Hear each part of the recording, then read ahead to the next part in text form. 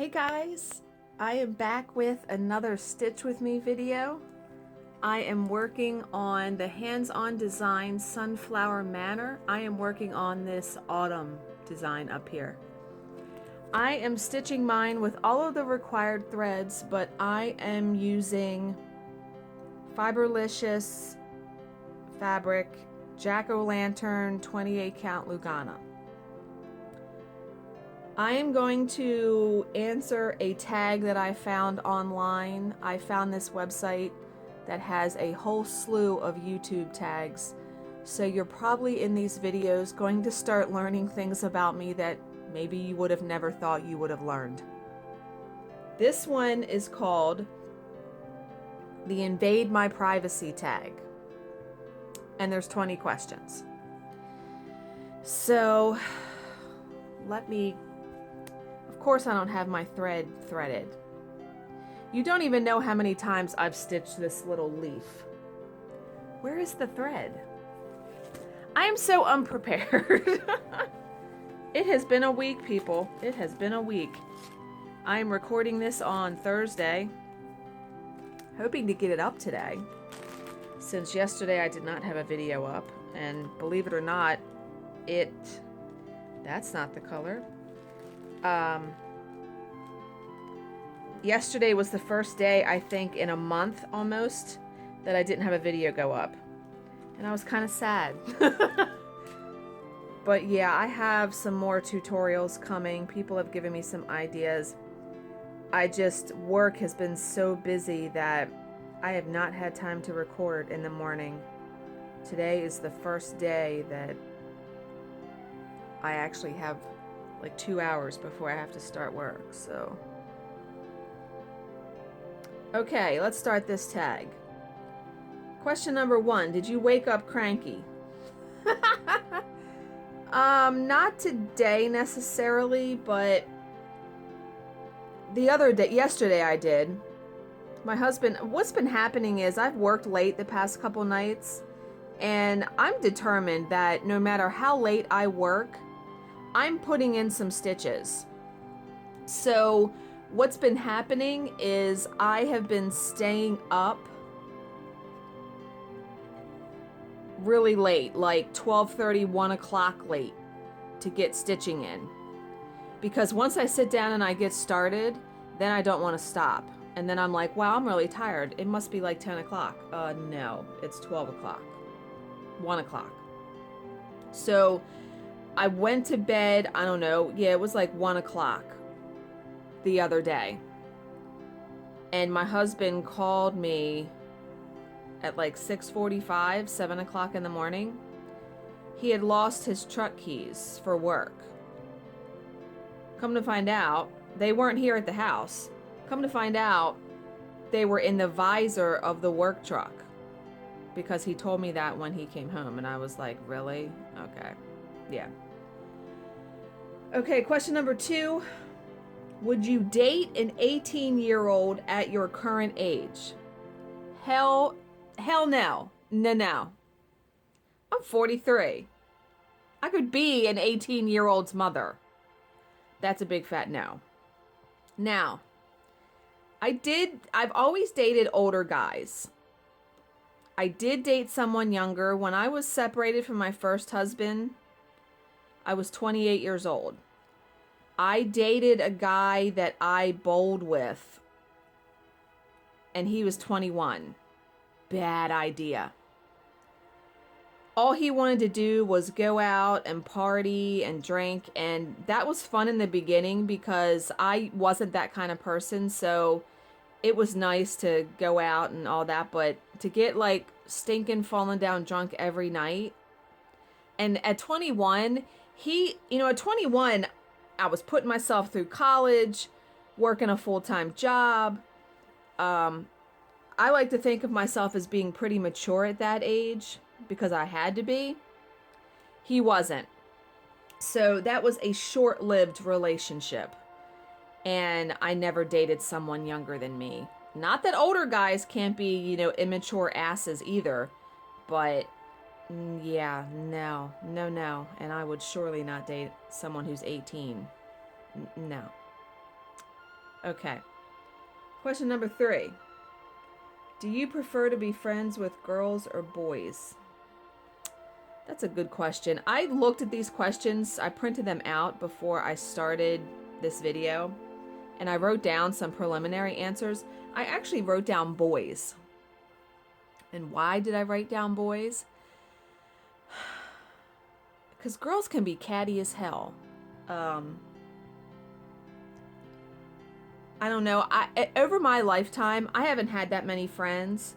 I've been friends with Jill for a long time now. I would say it's got to be going on like 7 years, something like that. Besides her and like the people online, I have like no friends physically that I can go drive and see. You know, my husband has guy friends, 2 friends actually, that he's been friends with since high school. You know, 25 years has friends. I'm not like that. And I find it hard to make friends. I can relate to guys better, I guess. I can joke around and stuff like that. I don't know. But I've met so many really great women through Flosstube that maybe that question doesn't apply. I don't know. Okay, let me go on. Question number 4, would you ever smile at a stranger? I guess we all have before. I have. You know, in instances like if you see something funny in an elevator or you're on like public transportation maybe and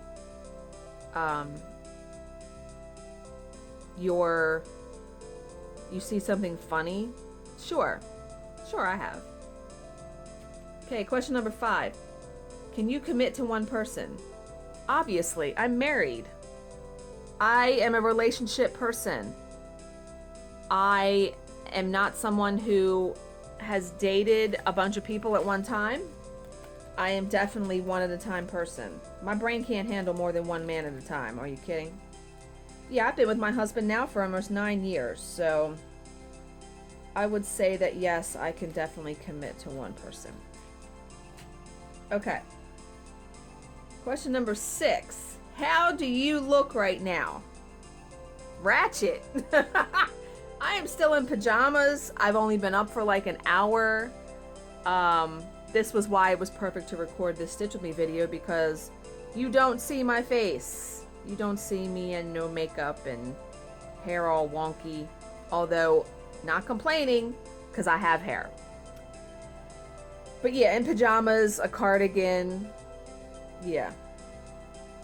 Okay, question number 7. What exactly are you wearing right now? Alright. I have on pink, black, and white Hello Kitty pajama pants that are like furry. A black just t-shirt that I wear as pajamas. And I have my gray cardigan sweater because it's chilly here, which I'm not complaining about that either. I love colder weather. And I have like pink fuzzy socks on. Okay. Number 8. How often do you listen to music? Actually, not that often. I'll go a Monday through Friday and not leave the house because of work. So when I am doing like proofreading, or when I am doing something that I don't have to listen to audio for work because I have headphones on my ears all the time, I will watch Flosstube on my iPad next to me. I'd rather much listen to that and watch that than listen to music. The only time I really listen to music is in my car. And like I said, I'm not in my car very much, so not often. Question number 9, and we're getting through this pretty quickly. I can't see the time. Wait a minute, let me get this thread in here. They call for Smyrnas here. I wasn't going to do them. I was just going to do 4 stitches. I think I'm going to try the Smyrnas though. Let's see, wait a minute. Let me get my thread started before I answer the next question. 1, 2, 3, 1, 2, 3.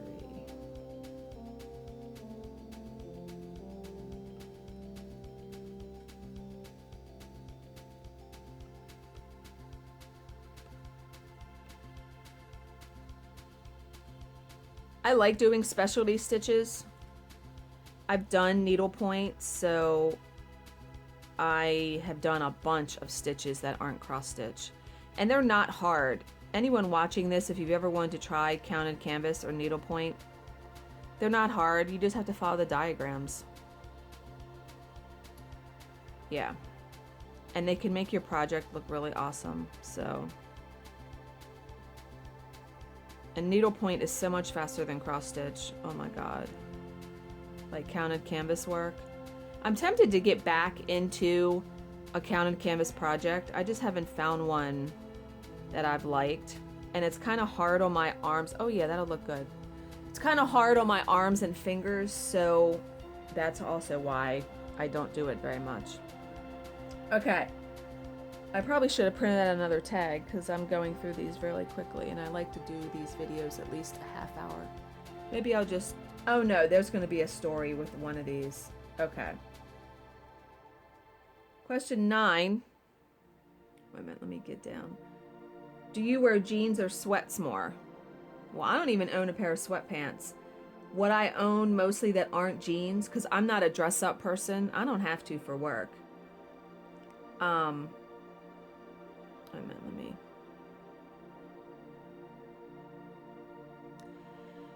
I do have quite a bit of jeans, so I wear those most often. I counted that wrong, damn it. Glad I didn't put that stitch in. I have a bunch of yoga pants and like the spandex capris, because those are pretty comfortable. I like those. Like, I don't own any LuLaRoe pants, but you know, like those types of pants. But I wear jeans more. Okay, wait a minute. I gotta count this. 2, 3,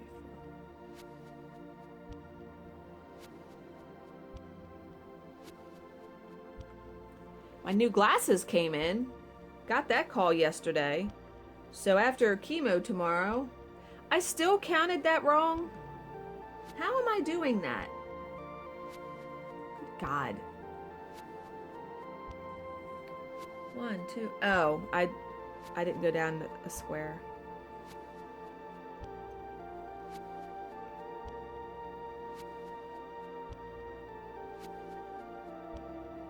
Yeah, my eyeglass place. Holy crap. I'm going to tell that little story on my update video, I think. Because I don't have a whole lot to show on that video. Is that right? Yeah, okay, that's right. Okay. Do you think your life will change? This is question number 10. Do you think your life will change dramatically before 2018? That's a good question. I don't know. Because if you would have asked me this question last year, I would have said, nah. And then I was diagnosed with breast cancer. So, and that changed my life pretty dramatically, I would say. So who knows what's coming down the pike? We don't know. I literally just try now to enjoy every single day. Even when work is being a giant pain in my ass. Stitching, reading, spending time with my husband, spending time with, you know, Jill when I can. By the way, we are going to Needleworkers Delight on Saturday. Oh my God. She texted me yesterday and said, do you have a list? Or is it just a free-for-all? Please, it's a free-for-all. Are you kidding me? I don't have a list. I'm just going in. Because whatever we see, oh my God, I can't even wait. Got to get up really early in the morning to go there, though, because she's driving, so I'm an hour and 20 minutes from her. And, you know, I'd like to ride with her. I never really get to talk to her. We text. But to really sit down and talk to her for that length of time, it doesn't happen. So, because the place is 3 hours from her house. I'm pretty sure that's the distance. So,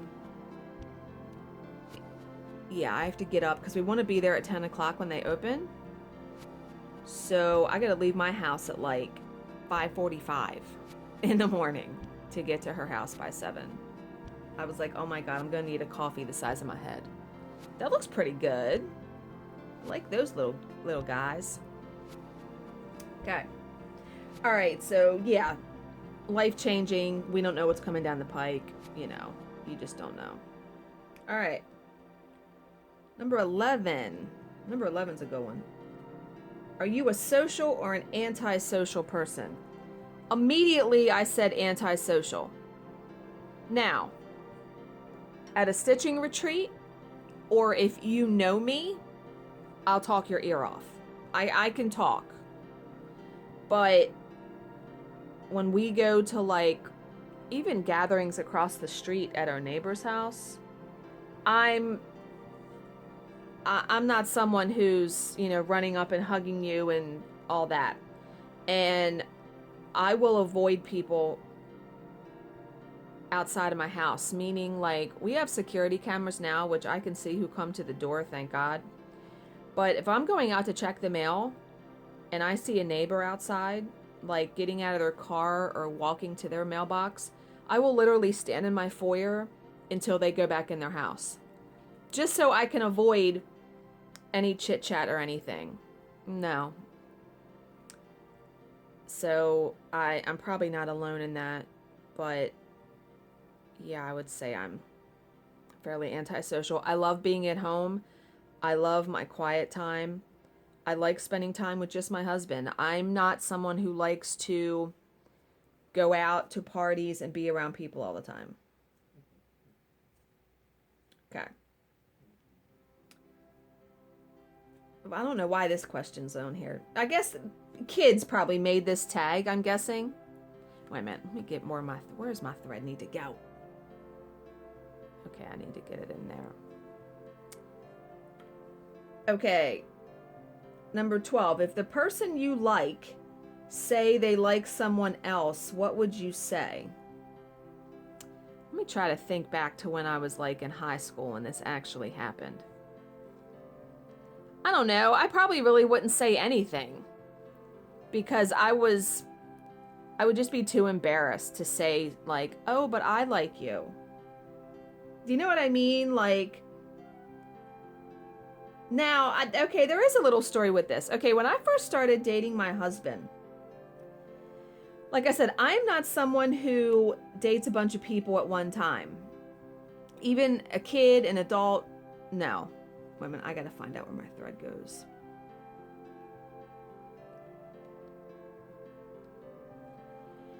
When I started dating my husband,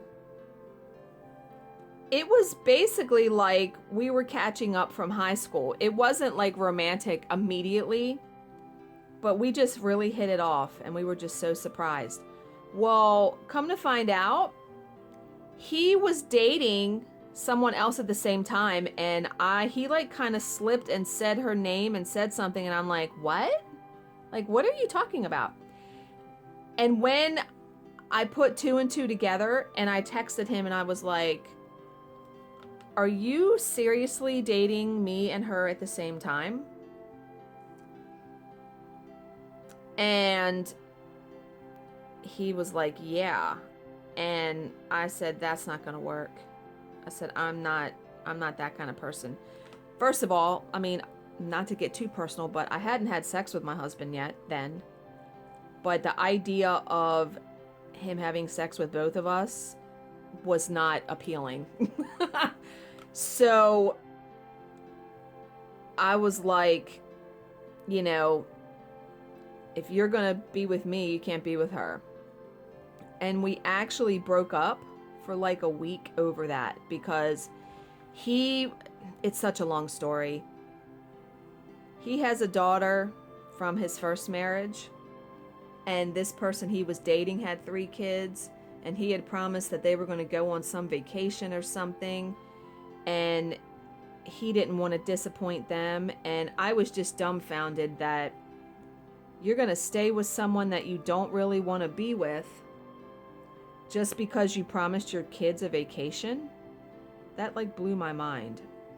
So yeah, we stopped dating. Did I do this right? Yeah. For like a week. And then he contacted me and was like, I really want to be with you, blah, blah, blah. I broke it off with this other person. So yeah, it's not been a completely smooth sailing road for him and I. But yeah, so I will not date someone who is dating someone else if I'm aware of it. Okay. Number 13. Are you good at hiding your feelings? You guys may not think so after watching my Flosstube videos because I pretty much lay it all out there. But I think I'm pretty good at it. Now, I can keep my mouth shut, but it's hard to keep it off my face. My face will give me away. So, 1, 2, 3, when I'm counting. Is that right? Yeah.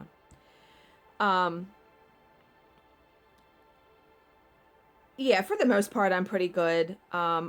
I actually really try to not hide stuff like that anymore.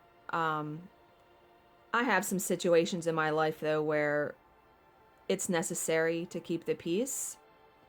You know, sometimes you have to weigh the options. Is this really worth it to make this known, what I'm feeling inside? And sometimes it's not. You know, in marriage, you compromise. In life, you compromise.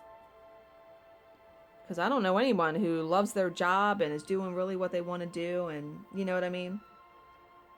Okay. Number 14. This is a good one. Can you drive a stick shift? I can. I haven't in about 15 years.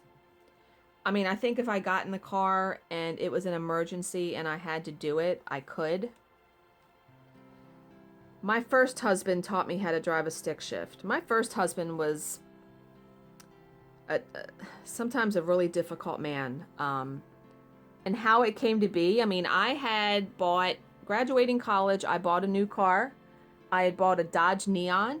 It was purple like the dinosaur Barney purple. Love that car. I didn't need a new car. I mean, when I met him, that car was only 2 years old. Now, I had talked in passing of wanting to have a sports car.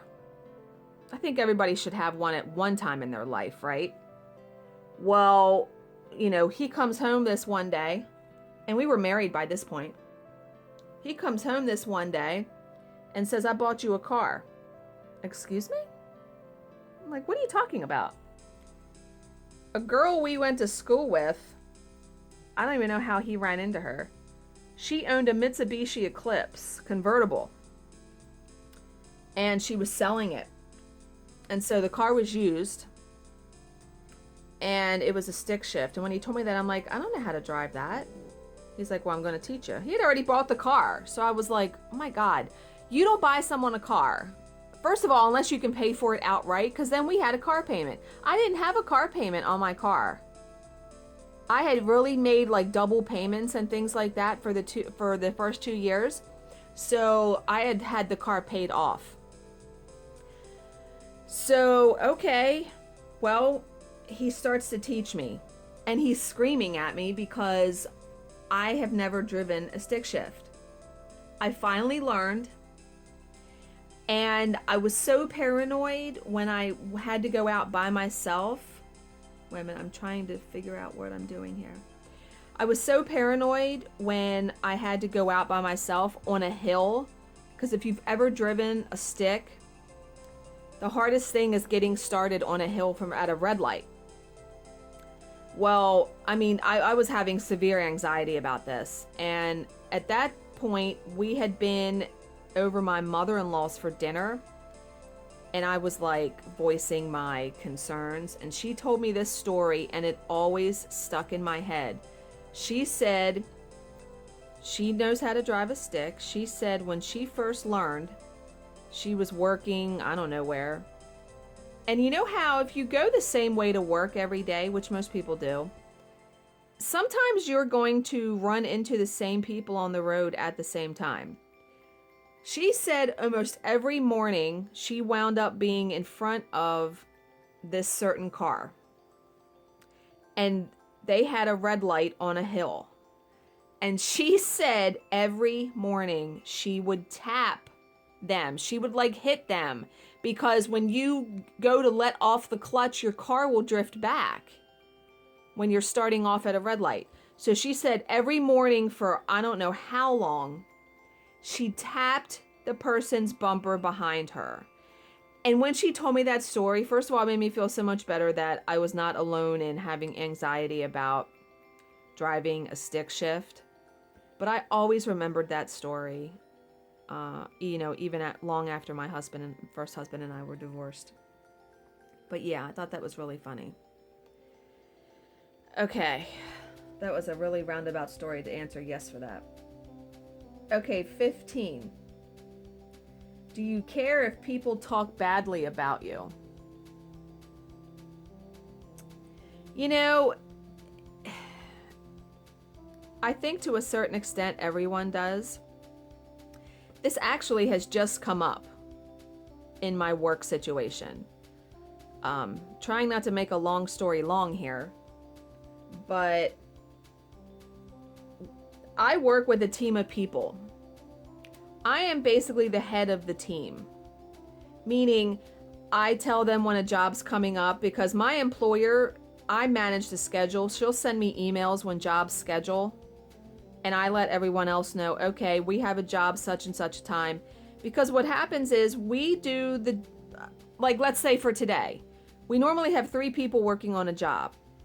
She uploads a piece of the job, a piece of the deposition every 20 minutes. And we all just take a piece and edit it, and then when the next piece comes up, we take it. Well, there were some jobs on the calendar last week that, wait a minute, I'm counting. 1, 2, 3, 4.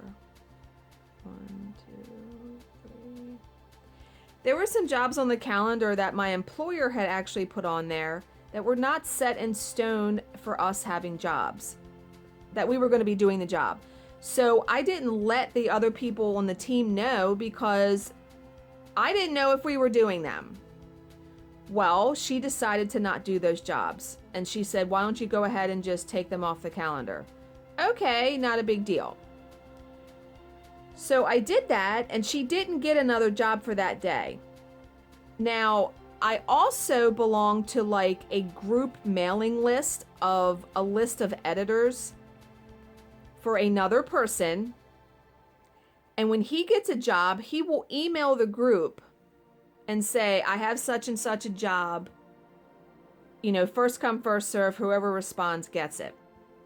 Well, I was one of the people that responded because I knew that day that she didn't have a job. One of the people on my team that is also, you guys are probably so confused by now. One of the people on the team that also is on this group mailing list messaged me and was like, are you doing a job for so-and-so on this day? She's like, well, thanks for telling us that that those other jobs canceled. I said, whoa, wait a minute. First of all, they weren't set in stone. I never even told you guys initially about them.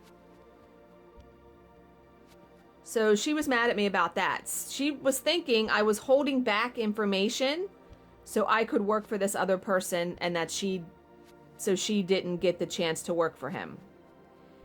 2 days after that, which was just last Friday, a job started an hour late. I didn't know that this job started an hour late until the hour passed, and I was like, why the hell has this not started? And I emailed my employer.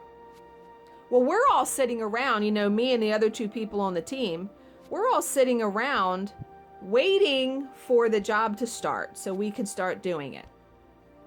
So when I found out why the job was starting an hour late, I texted everybody on the team. This same person was like, well, there you go, not sharing information again. You had to know this job was starting an hour late. How would I know? So I wrote her back and was like, I'm not, how would it benefit me to withhold the information that the job is starting an hour late? So that day, because I was so stressed and frazzled about that day my employer fired that person. Basically, they don't work with us anymore. And this person actually on Saturday, this past Saturday, wait a minute, I'm looking for my snag nabbit. This person on that Saturday actually wrote my employer an email and said the reason why they don't want to work with our team anymore, because she expressed that as well, is because of me. It's because I don't have work ethic or integrity. I was like, what? So, yeah, keep my name out of your mouth is what I felt like responding to her.